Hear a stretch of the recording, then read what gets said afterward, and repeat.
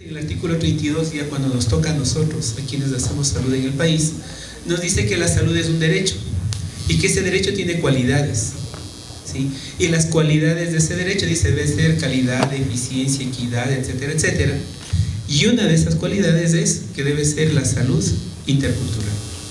Y más adelante, en el 360 de la Constitución, nos dice que el sistema de salud debe procurar que exista una complementariedad con las medicinas ancestrales y alternativas. Entonces vamos viendo cómo desde el marco legal o desde el cuerpo legal más importante del país, el tema de interculturalidad se mete. El tema de interculturalidad no ha sido producto de la Revolución Ciudadana, ¿sí? El tema de interculturalidad se viene tratando desde 1978, cuando hubo la reunión de Alma Ata. Entonces ya en la reunión de APS se comenzó a hablar, no necesariamente interculturalidad, pero sí se comenzó a hablar de medicinas ancestrales, de medicinas tradicionales. Y poco a poco se ha ido posicionando el tema en los diferentes países a nivel mundial. Aquí en el Ecuador se logra posicionar luego de los movimientos indígenas que hubieron en la década de los 90, lo que obligó a que se reformara la Constitución de 78 en el 96, y en el 96 se pone en el artículo 1 de que el Ecuador es un país multiétnico y plurinacional. Y luego en la Constitución del 98 se cambia esos dos términos por el término de interculturalidad.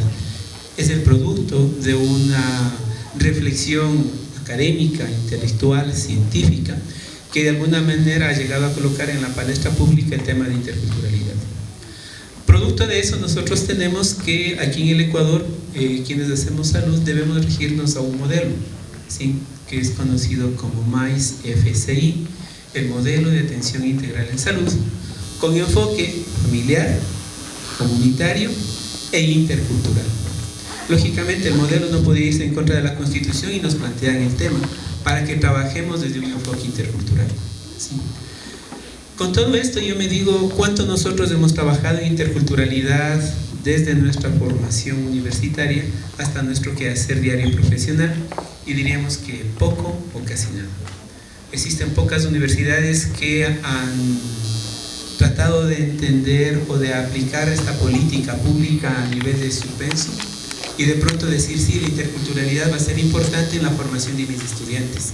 Y no digo solamente en salud, debería ser eso en economía, en arquitectura, en leyes, etcétera, etcétera.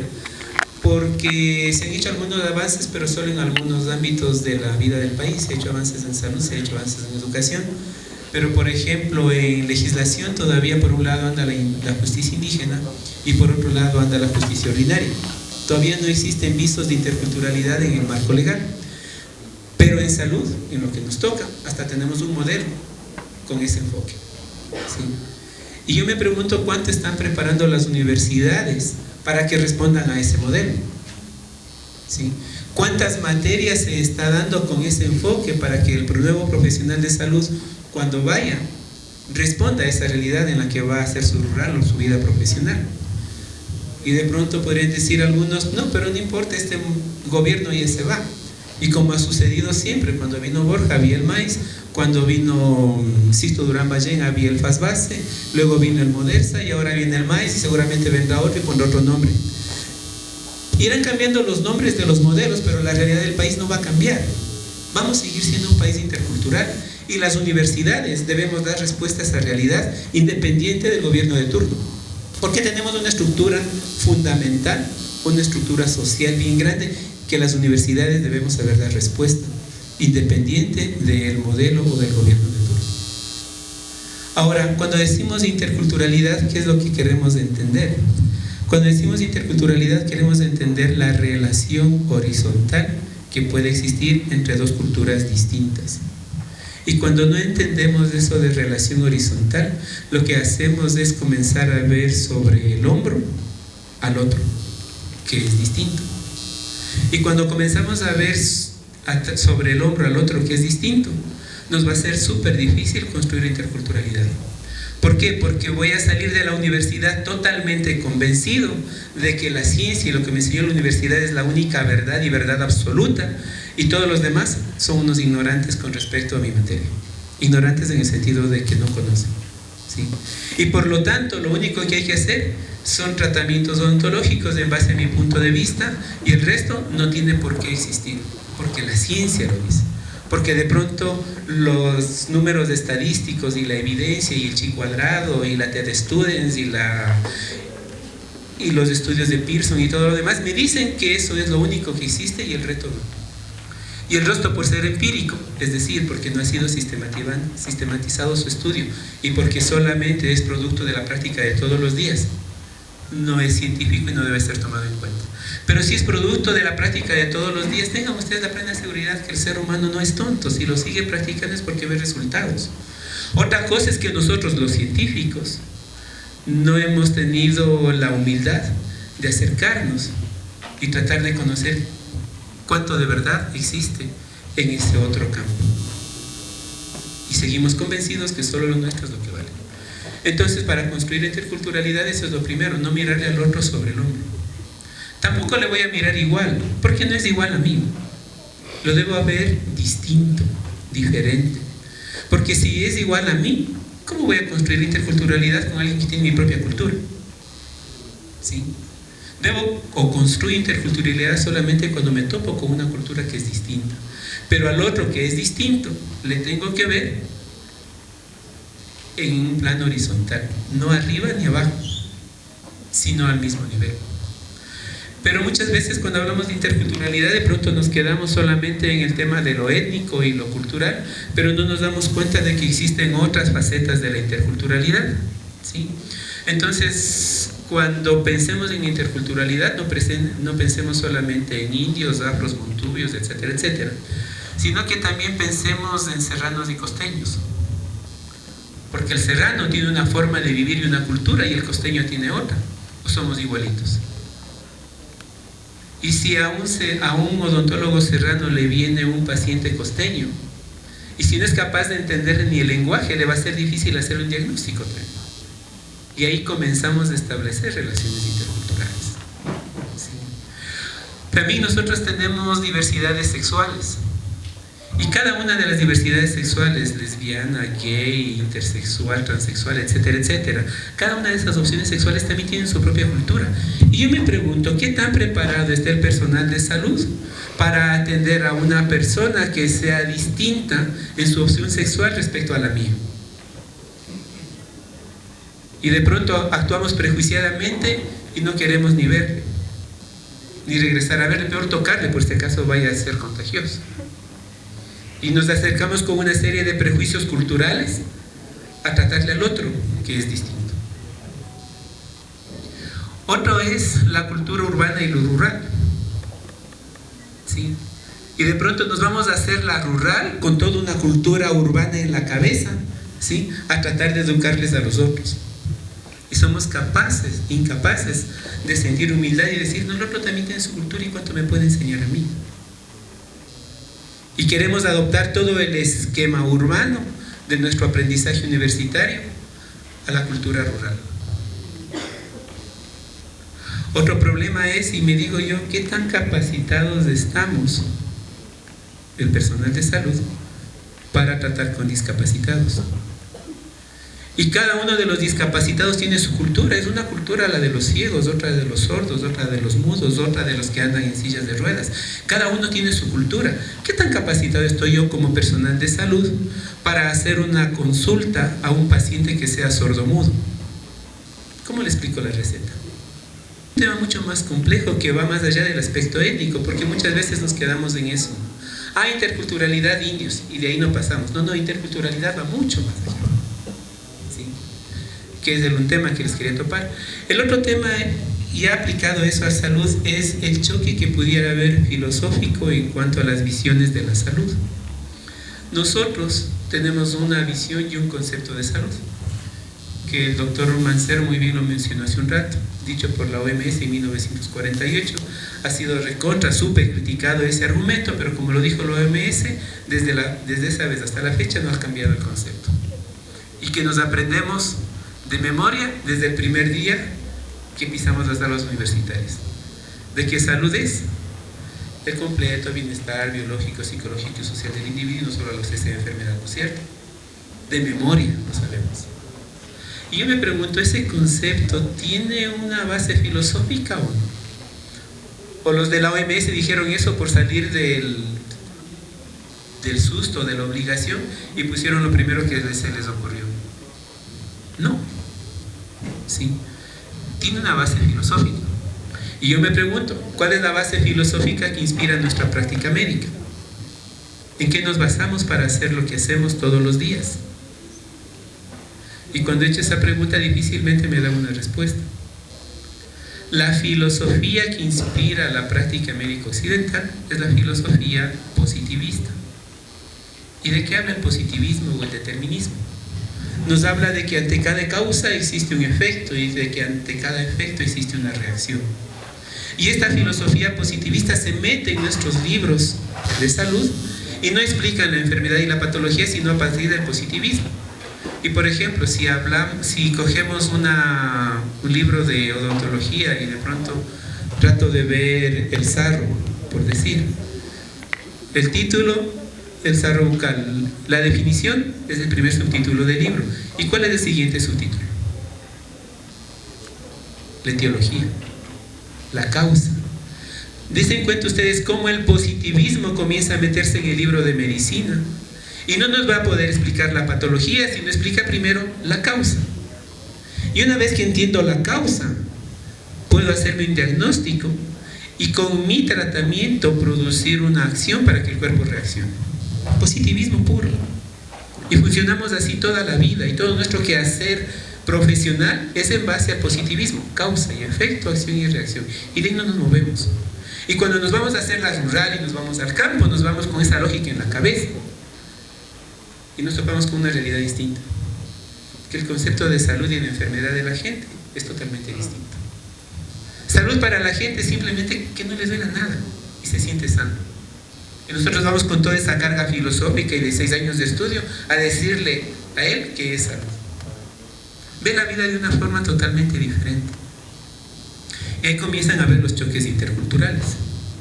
¿Sí? Y no comienzo a poder dar respuesta a la gente, porque la gente tiene un concepto distinto de salud al mío. Cada una de las etnias del país tiene una visión distinta. Vamos por el tiempo a coger solo una, cojamos el mundo andino. Para el mundo andino, sí, la salud es el equilibrio del runa con la Pachamama. Nada que ver con lo que aprendimos, ¿no es cierto? Nada que el equilibrio biológico, psicológico y social. No, vean, es el equilibrio del runa con la Pachamama. Y a partir de ese concepto filosófico elaboro todas mis prácticas de salud en el mundo andino. ¿Sí? Runa entendido como hombre y mujer, Pachamama entendida como naturaleza. Entonces, para él, en la medida en que exista un equilibrio entre el ser humano y la naturaleza, hay salud. Y de alguna manera nosotros, y quienes hacen un poco de ecología, como que están preocupados por esa relación del hombre y la polución y la contaminación, y estamos queriendo retomar algunas cosas que ellos desde hace más de 5.000 años lo vienen teniendo en su filosofía. ¿Sí? Y nosotros recién los científicos queremos estar regresando a ver si es que es cierto. Y ustedes ya están viendo que en los determinantes sociales de la salud, el medio ambiente es cierto, ha sido que influye en la salud de las personas. Dejemos esta discusión. El equilibrio de la salud, el equilibrio del runa con la Pachamama. En la Pachamama, en la naturaleza, en esta parte del mundo, nosotros tenemos solamente 2 estaciones, invierno y verano. Una época de calor y una época de frío. Y el hombre andino, fiel a su filosofía, así como nosotros somos fieles al positivismo, el hombre andino fiel a su positivismo dice, existen solo 2 tipos de enfermedades. Enfermedades del calor y enfermedades del frío. ¿Sí? Y ellos aplican un concepto que Hipócrates lo dijo. Hipócrates nos dijo que nosotros nos podemos curar de 2 maneras, o siguiendo la ley de los similares o siguiendo la ley de los contrarios. La medicina occidental, nosotros los científicos, seguimos la ley de los contrarios.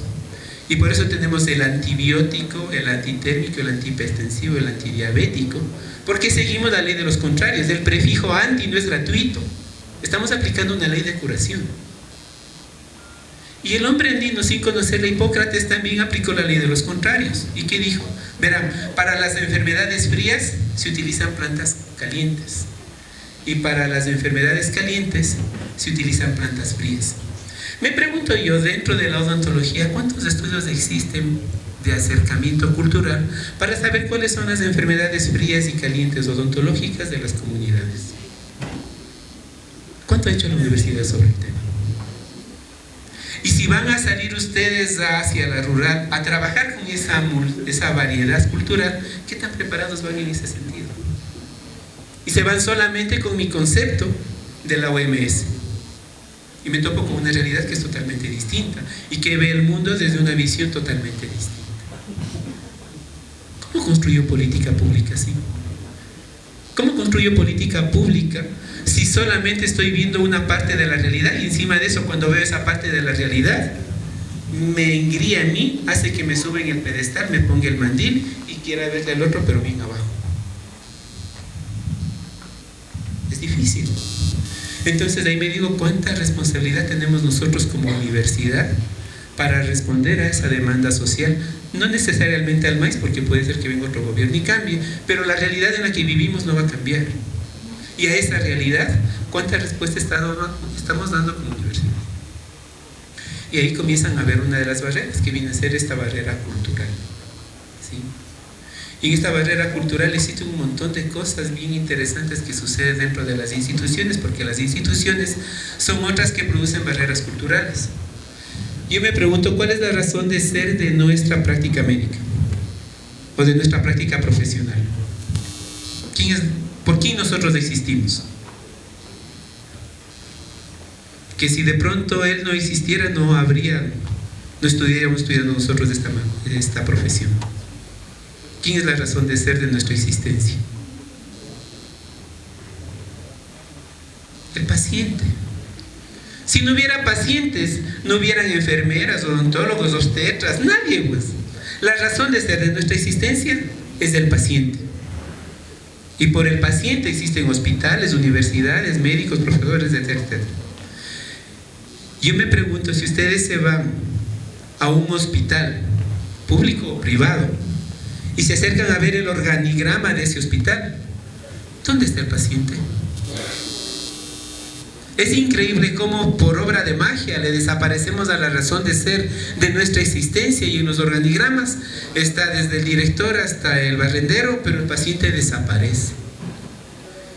Y cuando hago el reglamento o el orgánico funcional, que lo hago en base al orgánico estructural, y declaro cuáles son las funciones de cada uno, describo cuáles son las funciones de toditos, menos la del paciente. ¿Cómo puedo construir relaciones interculturales si a la razón de ser de mi existencia no le considero dentro de mi organización estructural, dentro de mi institución? Sí, resulta difícil. Y otras de las cuestiones culturales que también resultan difíciles cuando tenemos esto es el lenguaje.